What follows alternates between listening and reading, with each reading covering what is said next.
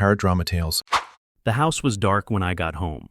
Cold dinner, cake untouched, 2 little paper crowns on the table. My wife didn't yell. She didn't cry. She just looked at me and said, "They waited for you." And I realized maybe I wasn't the man I thought I was. I bring in about $750,000 a year. That number used to mean something to me. It still does in some ways. It's stability. It's security. It's that private preschool we got into, early the backyard playset, with the rubber mulch, the organic snacks delivered in little reusable containers. It's my wife not having to worry when she needs maternity vitamins or when the 6-year-old decides he wants to try piano. It's the life I never had handed to the people I love. But here's what it also is: 6 a.m. calls with international teams, a phone that doesn't stop vibrating even when I'm changing a diaper, or, more honestly, even when I should be changing a diaper. It's dinners missed and promises made on the run. It's that hollow phrase I repeat too often: "I'll make it up to you." I'm always making it up. That job pays for everything except time, and I'm starting to think time is the one thing they actually want from me. When my wife told me she was overwhelmed that carrying a 3rd child, managing 2 young kids, keeping up with the house, and somehow still folding my shirts was too much, I didn't panic. I offered a solution: a nanny, a cleaner, grocery delivery, whatever she needed. She just said, "I need you." And I genuinely didn't get it, not at first. I thought love meant fixing things, providing things. I was raised to believe that being a man meant never letting the people you love need for anything. I thought being there could be outsourced, and what I brought to the table was enough. But maybe I've been mistaking enough for distant. Maybe I've been so busy building this version of the good life that I didn't notice it was happening without me. There's a kind of applause you get when you succeed, when you're the guy who made it. People admire the grind. They pat your back for the hours you put in the flights, the meetings, the wins, but they don't see the cost. They don't sit at the birthday dinner you missed. They don't tuck your kids in with an apology instead of a story. And when you finally do come home, exhausted, wired, proud, you walk into silence, into cold food, into a child's handmade card sitting next to a cake that was never sliced. That night, I looked at everything I've ever bought them and realized none of it could say, "I love you," louder than just being home at 6 o'clock. I thought my job was to provide. But lately, I've been wondering if I disappear in the process. What exactly am I providing? There's a kind of quiet exhaustion I never noticed in her before. It's in the way she lowers herself onto the couch at the end of the day, one hand on her lower back, the other gently rubbing the curve of her belly like she's apologizing to the baby for how chaotic it's been. It's in how she puts the kids to bed, not just the teeth brushing and story reading, but the calming of emotions. The middle of the night water requests the "I had a bad dream" whispers. It's in the grocery lists she memorizes without writing down the school forms. I never see the car seat straps. She adjusts every single morning. She's 7 months pregnant. She's also the default parent, the scheduler, the cook, the conflict diffuser, the finder of socks, toys, and missing sippy cup lids. She's all of it. And I'm, the guy who funds it. When I suggested we hire someone to help, I thought I was doing the noble thing. I thought I was being proactive, taking pressure off her plate. And for a second, I believed it made sense. Why wouldn't we outsource what we can afford to delegate? But that wasn't the question she needed me to answer, because it turns out she didn't want less to do. She wanted less to do alone. She didn't say it like an accusation. She said it like someone who didn't have the energy left to argue, like someone who had already tried to carry everything and was starting to crumble underneath it, not dramatically, just quietly, the way women often do. She wakes up before me most mornings. She gets the kids dressed while I'm still checking overnight emails. She makes sure I have clean shirts, that the fridge is stocked, that the birthday gift for the classmate I forgot even existed is wrapped and ready. She remembers things I don't even realize I've forgotten. And what do I give back?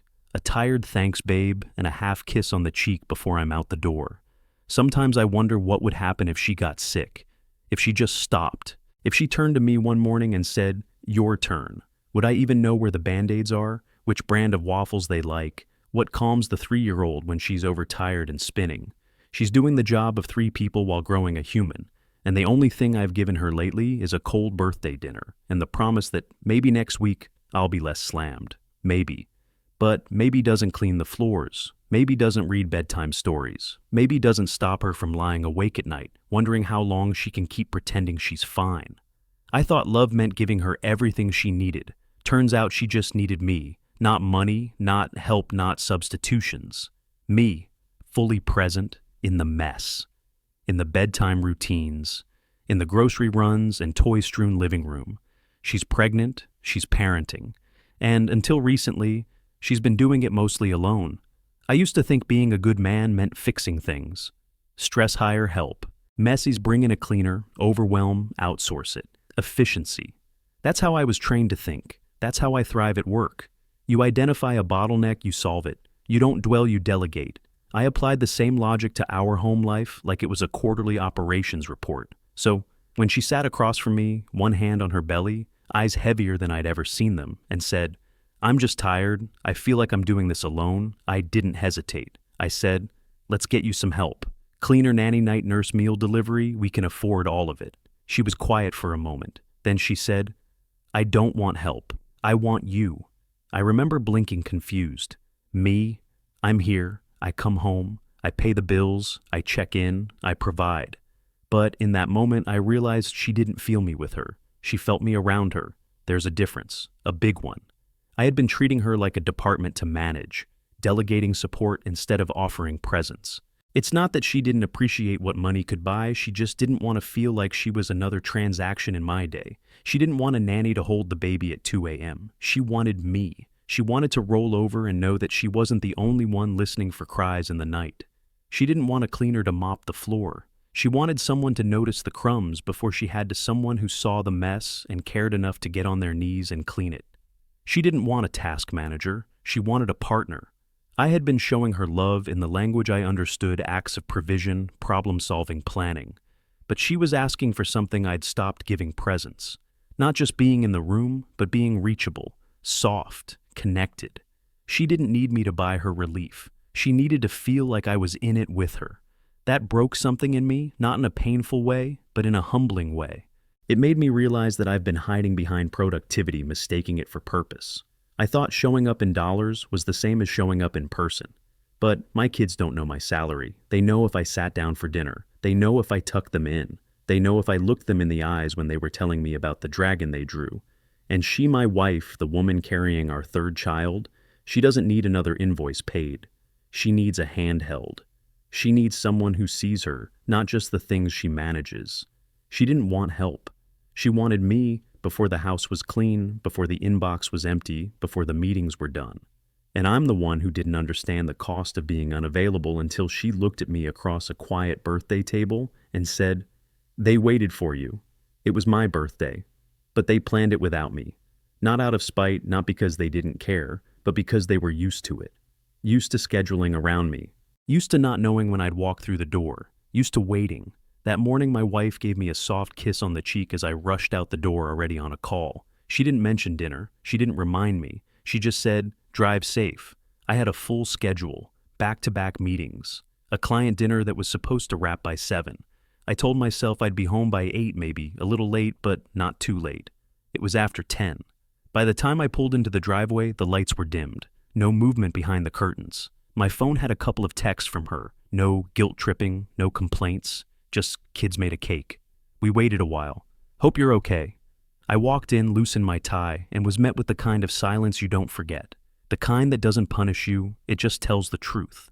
In the kitchen, there was a small chocolate cake slightly sunken in the middle. I saw little fingerprints along the edge of the frosting. The candles were still stuck and tilted now, like they'd been lit once and blown out. Not by me, but maybe by a tired toddler who couldn't wait any longer. 2 handmade cards sat beside it. One said, "Happy birthday, Daddy," in orange crayon. The other was just a drawing me, my wife, and the 2 kids holding balloons under a sun with a face. The table was set for 4. Dinner still sat in cold plates wrapped in foil. And then she walked in, my wife, barefoot hair, in a loose bun, wearing one of my old t-shirts. No anger in her face, just that quiet, worn-out look I've come to dread. She looked at me, gave a small smile, and said, "They waited for you. That's all. No blame, no sigh, just truth." And that's what hit the hardest, because it wasn't just this night. It was all the other nights before it. The canceled family movie nights, the The soccer games I promised to show up for, but missed by 10 minutes. The "I'll be home by dinner" lies I didn't realize were lies until the clock passed 9 p.m. She and the kids had learned to build memories without me, and I hadn't even noticed. I always told myself I was working for them, but standing in that quiet kitchen, I realized they were already living without me. Not bitter, not angry, just learning how to celebrate with my empty seat at the table. That cake. It wasn't ruined, it was perfect in the way things made with love always are. But I wasn't in the picture, I wasn't in the room. And maybe I wasn't really in their lives the way I thought I was. They planned a birthday, they made the cake, they set the table, they lit the candles, they waited. And I wasn't there. For most of my adult life, I believed that providing was the same thing as showing up. If the fridge was full, the bills were paid, and my family lived in a nice house in a safe neighborhood, then I was doing my job. A damn good job. I wore that belief like a badge, that every hour I spent away from home was a sacrifice for them. Every late night, every missed dinner, every phone call I answered during a bedtime story, it all meant love. In my mind, it was obvious. But that night, the night of the cake I didn't eat, and the candles I didn't blow out, I finally realized providing is not the same as participating. It's not even close. Providing says, here's what I bought you. Participating says, here's what I shared with you. Providing says, I gave you everything you need. Participating says, I noticed what you needed, and I was there. And the thing is, no one ever told me the difference. Not my father, not society, not my mentors. In fact, they praised me for my grind, for being ambitious, for never turning down a client dinner or stepping away from the opportunity to close a deal. I got handshakes and head nods for being a provider. But my wife never wanted a provider. She wanted a partner. And my kids, they didn't ask for a bigger house. They wanted someone to build pillow forts with, someone to clap too loudly at kindergarten recitals, someone to pick them up just 5 minutes early so they'd know they mattered more than the next meeting. And the worst part, I was so deep in the illusion that I thought I was doing it right. I thought birthday parties could be rescheduled, that a hug the next day could make up for an empty chair the night before. I thought my love was loud enough even when I wasn't there to say it. But love doesn't echo forever. It dims when no one shows up to carry it. Yes, I've given them a good life. But a good life with me and a good life without me are two very different things. And for too long, they've been learning how to live without me. So now I'm starting to ask questions I should have asked years ago. Like, what good is building a life for your family if you're not living it with them? What's the value of working yourself into exhaustion for a future they may resent you for? What if the most meaningful thing I could ever give them isn't the money I earn, but the time I spend? Because no matter how hard I work, no matter how much I provide, I will never be able to buy back that night. The night they waited for me, the night they sat with little paper crowns, cold plates, and fading excitement.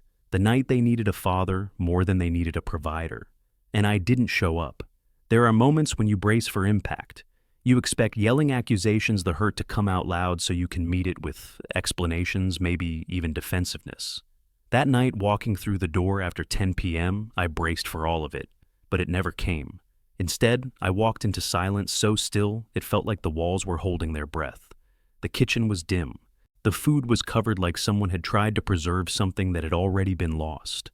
And then she appeared quietly from the hallway, barefoot hair pulled back, no makeup, no effort to mask the exhaustion on her face.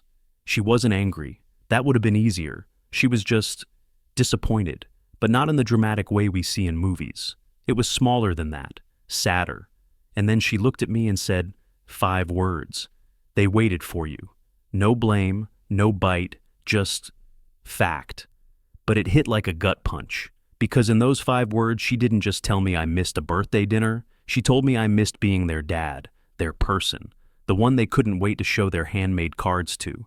They waited for you. She didn't say, how could you? She didn't say, you promised. She didn't say, I'm so tired of this. But all of that was buried inside the sentence anyway. And I think that's what broke me, not what she said, but what she didn't. Because when someone you love stops trying to fight for your attention, it means they've stopped believing they'll get it. She didn't ask why I was late, didn't mention the cake, didn't ask if I'd eaten. She just said those 5 words and sat down at the kitchen table like it was all just routine now. And maybe it was. Maybe that's the part that hurts the most. Not that I missed the dinner, not that the kids were asleep with their party hats on, but that she wasn't even surprised. It wasn't a breaking point. It was just another Tuesday. That's when I realized the quietest words cut the deepest. Not because they're loud, but because they're true. And that's the thing about truth. It doesn't beg to be heard. It waits, like they did, at that table, with paper crowns and chocolate-frosted hope. I could have said 100 things in that moment. I'm sorry. It was the client meeting. I'll make it up to you. But I didn't say anything, because I knew for once words weren't enough. They waited for me, and I wasn't there, not just at the table, but in the life they were trying to build with me. And what scared me most wasn't the disappointment in her eyes. It was how familiar she seemed with it. I used to think the most meaningful thing I could give my family was a better life than the one I had. Growing up, money was tight. My dad worked 2 jobs, and my mom stretched every dollar. I told myself, one day my kids won't have to worry like we did, and I meant it. That dream fueled everything: the long hours, the late nights, the missed dinners, the weekends blurred with meetings. And now, looking back, I think I might have built them a life I forgot to live in. Because what's beginning to haunt me is this. When they're grown, when they're reflecting on their childhood, what will they remember? Will they say, "We had a nice house," or "Dad always made it to bedtime"? Will they talk about the new bikes? Or the days no one was there to watch them ride? I've read enough parenting books to know that kids don't remember what you buy. They remember how you made them feel. And when I think about that birthday night, 2 small chairs tucked under a table, plates full of cold food, a cake with sunken frosting, and unlit candles, I realize that night won't just disappear. It's stored now somewhere inside them, quietly, lastingly. A kind of memory you don't shake, even if you don't speak about it. I had convinced myself I was building wealth for them, but wealth doesn't sit next to you when you're scared at night. Wealth doesn't ask how school was. Wealth doesn't kneel down to tie your shoes or remember your teacher's name. Presence does. I can max out their college savings. I can pay for every extracurricular, every camp, every piano lesson. But if I'm not in the story of their lives, what have I really given them? Because one day I'll retire, and all the people who shook my hand and praised my work ethic will forget me. But my kids, my wife, they'll still be carrying the shape of my absence, or if I change the comfort of my presence. And that's the part that keeps me up at night now. Not the next pitch, not the next bonus, but the fact that I might be remembered more for what I missed than for what I meant. There's this illusion that success is a race, that if you just get far enough ahead, you can double back and gather all the moments you left behind. But it doesn't work like that.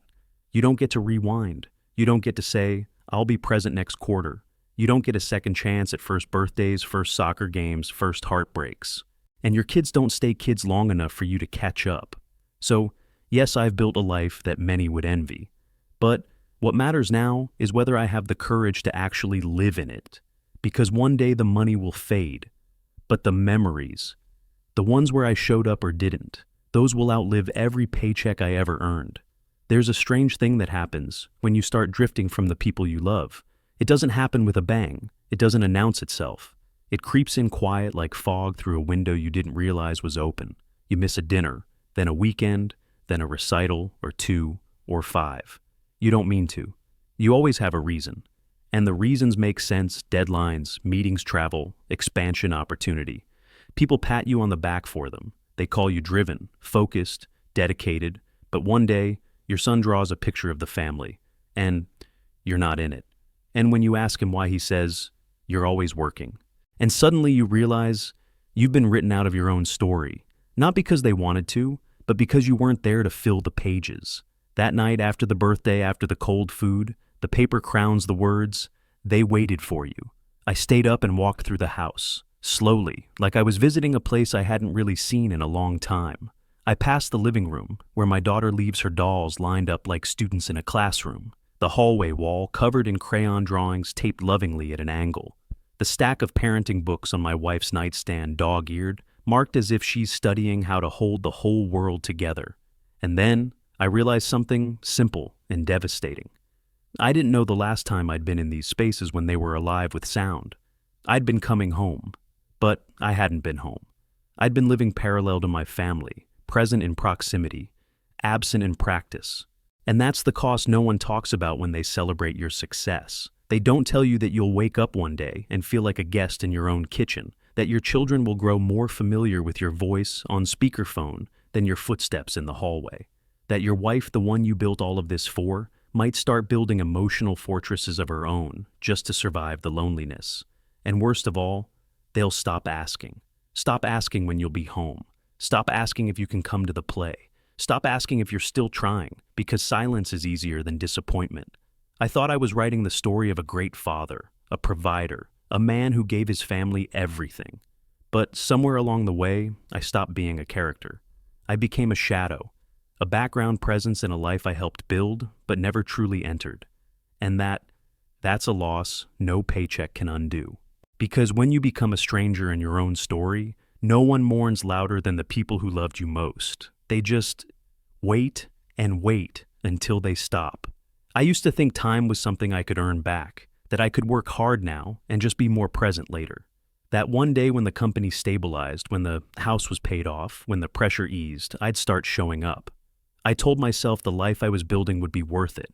But the truth is, life doesn't wait. Not for bonuses, not for bandwidth, not even for birthdays. My kids won't be 6 and 3 forever. They won't always draw pictures with me in them, even when I forget to show up. And my wife. She shouldn't have to carry everything while growing someone new inside her, just to hear me say, "Let's hire help," instead of "I'll handle this one." That night, that quiet night, with the cake they made and the candles they didn't get to light, it shook me more than any performance review, any investor pitch, any client call ever could. Because that's the night I realized I wasn't giving them my best, I was giving them what was left. So here's what I've learned. Being present isn't about availability, it's about priority. It's not what you say you value, it's where you actually show up.